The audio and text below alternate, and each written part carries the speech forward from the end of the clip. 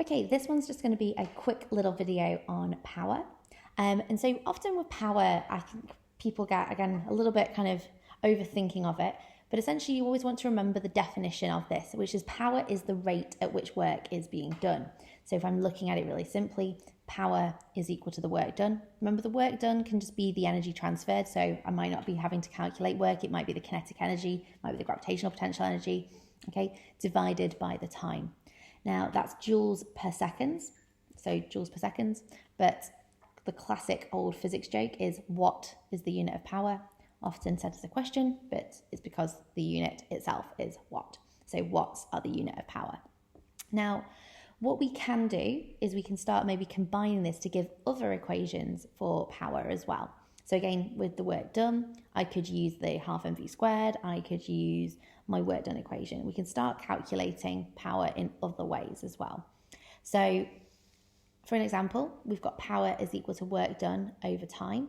Now we know that work done is F times S. I've got the cosine theta there, but we're going to just be assuming this is already in the same direction. So power is equal to Fs over T. Remember, S is displacement. Now, again, if we go back to real basics, velocity is equal to displacement over time. Since displacement over time over here, I can also say that power is equal to force multiplied by the velocity.